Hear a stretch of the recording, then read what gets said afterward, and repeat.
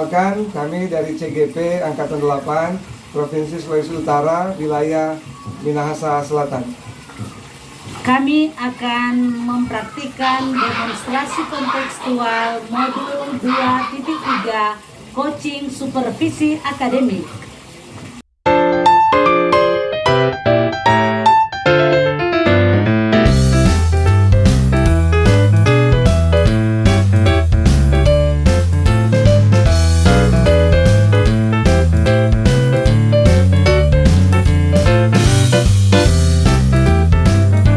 Selamat menyaksikan.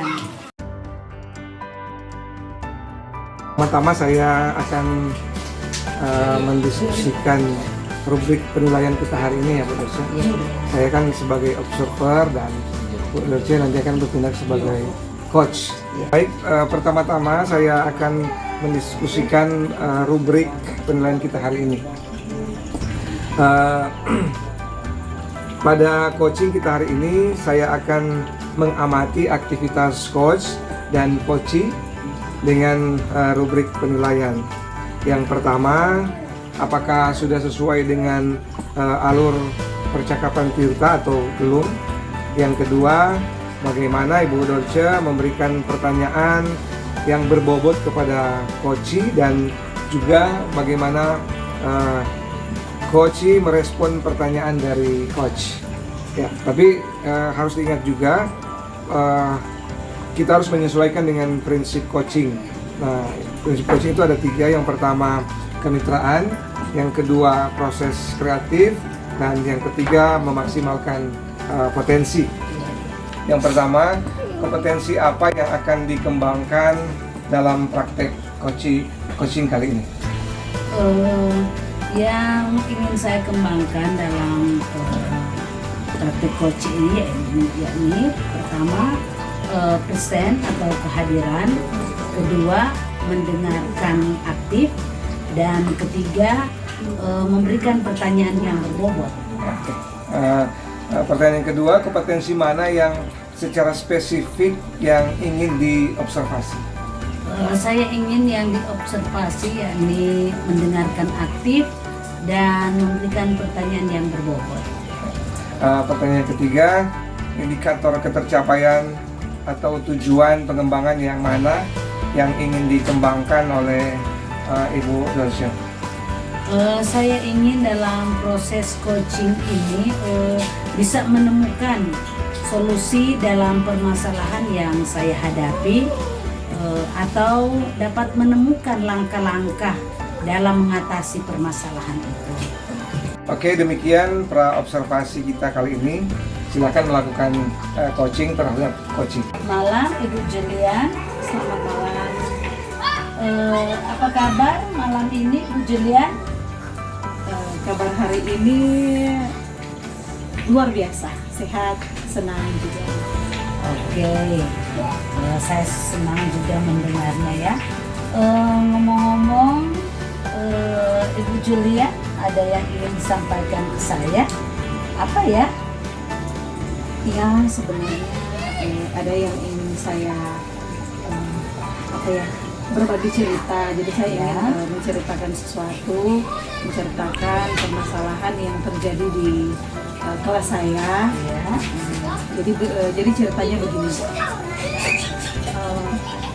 Jadi ada siswa saya ini yang masalahnya anak ini anak yang berprestasi. Ya. Nah, jadi di dalam kelas dia hadir, dia memiliki peringkat di dalam kelas. Jadi dikatakan anak yang pintar ya. Nah, tapi ada masalah di mana keluarganya, di mana orang tuanya, karena dia anak laki-laki, jadi orang tuanya ini ingin dia untuk banyak kali meminta izin kepada saya untuk dia tidak hadir di dalam kelas, karena katanya ingin membantu orang tuanya untuk mencari uang. Nah, jadi dari saya juga pribadi mau menolak permintaan itu, jadi atau tidak. Jadi saya juga menjadi dilema. Memang saya sudah mengizinkan 1-2 kali, dia meminta izin 2-3 hari dia tidak masuk sekolah karena bekerja untuk mencari uang. Jadi di rumah orang tuanya ini dia menjadi tulang punggung di dalam keluarga. Jadi karena dia anak laki-laki, anak pertama juga, jadi dan saya juga sebagai guru, bagaimana ya, saya mau menolak atau tidak, saya jadi dilema begitu. Demikian ya ceritanya. Jadi menurut Ibu Julian, dari percakapan kita ini harapan dari Ibu apa ya? Jadi yang saya harapkan memang saya ingin anak ini, saya juga mendapatkan solusi bagaimana cara saya sebagai guru, terutama saya juga mungkin sebagai wali kelas, dalam menghadapi mencari solusi untuk anak ini bagaimana agar tidak mengganggu teman-temannya yang lain. Jangan sebentar kalau saya mengizinkan terus dia tidak masuk sekolah memang karena alasan yang baik, tetapi nanti sebentar akan berdampak juga negatif untuk teman-temannya. Jangan teman-temannya juga sebentar tidak mau masuk sekolah karena kenapa dia bisa terus saya tidak bisa gitu. Oke, saya bisa menangkap permasalahannya. Nah, sejauh ini apakah langkah-langkah yang telah Ibu Julian lakukan?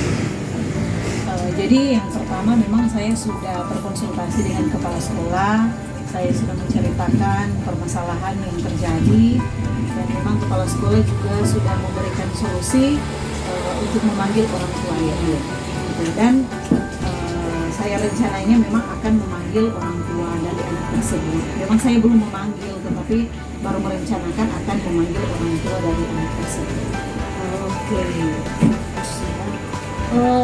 Kalau Ibu Julian melihat ya tujuan Ibu untuk menyelesaikan masalah ini, kalau dilihat dari skala, kira-kira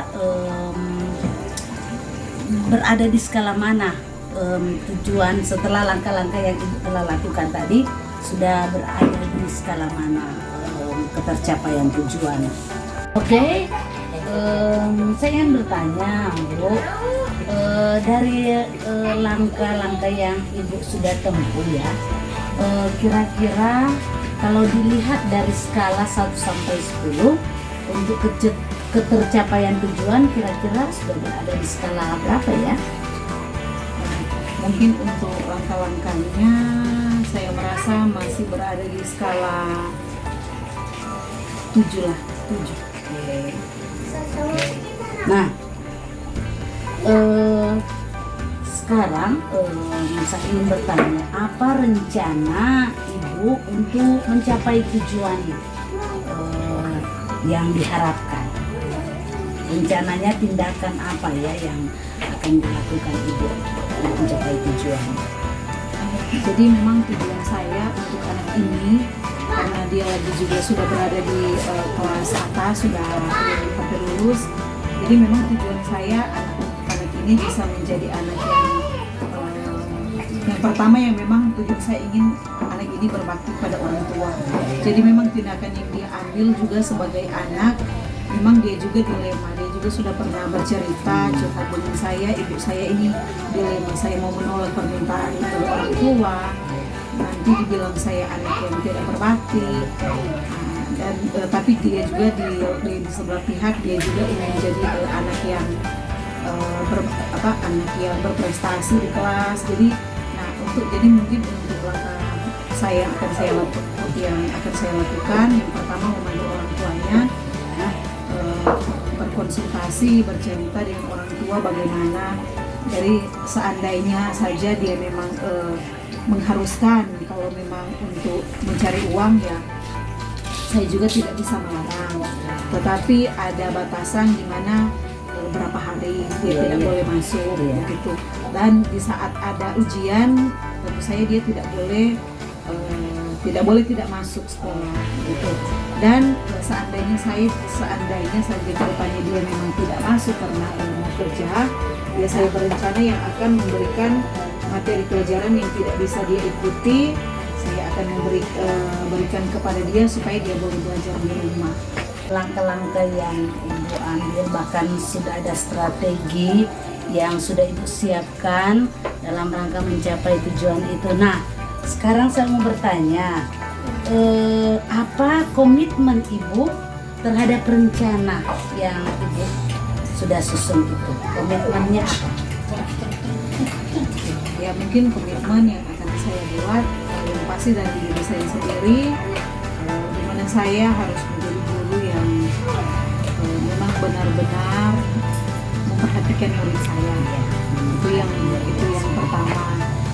Di mana saya tidak boleh lepas tangan sebagai guru, tidak boleh lepas tangan dalam arti apabila dia tidak masuk sekolah ya biarkan saja gitu. Tapi saya harus menjadi guru yang juga adil di dalam kelas, di mana saya harus memperhatikan murid saya juga yang lain. Jadi tidak ada murid yang merasa di dalam kelas tidak ada yang merasa yang tidak diperhatikan. Nah, terutama juga untuk anak yang ini, misalnya komitmen saya yang akan saya juga buat komitmen dengan orang tua. Artinya apa yang tujuan ingin saya harapkan, saya juga berharap orang tua berharap hal yang sama untuk anaknya. Jadi pada saat saya berharap anak ini bisa lulus dengan nilai yang baik, hadir dalam kelas, apalagi dia anak yang berprestasi, saya juga berharap orang tuanya memang berkeinginan yang sama terhadap anak-anaknya. Gitu. Oke, bagus sekali ya komitmen dari Ibu. Nah, saya pun sudah bisa menangkap dengan yang membantu Ibu untuk mencapai komitmen ini. Dan kalau boleh tahu juga selain orang tua untuk mencapai untuk mewujudkan komitmen ini, kira-kira siapa lagi yang bisa mendukung? Tentu saja ya memang anak ini sendiri. Jadi anak ini sendiri, jadi komitmen yang dibuat baik saya maupun orang tua ataupun juga teman-teman guru yang lain yang saya juga akan konsultasikan, ceritakan tentang masalahnya. Saya juga berharap teman-teman yang lain juga bisa mengerti. Nah, yang pasti komitmen yang harus yang anak ini sendiri, karena dia yang akan menjalaninya sampai dia lulus. Kalau dia berkomitmen saya akan kerja, saya akan belajar, saya akan kerja, saya akan belajar, tidak bosan di tengah jalan. Dan jadi mungkin itu yang harus saya jadi saya akan memberikan motivasi terus-menerus kepada si anak ini. Oke Ibu, saya sudah mendengar cerita Ibu, bahkan pun Ibu sudah memaparkan langkah-langkah, strategi, tujuan untuk kiranya apa yang Ibu harapkan dari anak ini bisa terwujud ya. Saya senang sekali ya bisa melihat Ibu sudah seakan-akan plong ya ketika menceritakan, bahkan pun aksi yang akan dibuat Ibu seakan-akan sudah mulai mengerjakan. Jadi ada perasaan puas di hati saya, dan memang kita berharap semoga bisa terwujud ya tujuan kita, bahkan untuk Ibu untuk supaya dapat membantu anak ini. Jadi mungkin pertemuan kita sampai di sini. Nanti mungkin ketika ada kelanjutan setelah Ibu melaksanakan aksi yang telah disusun, kita akan bertemu kembali. Oke, terima kasih Ibu. Terima kasih. Ya.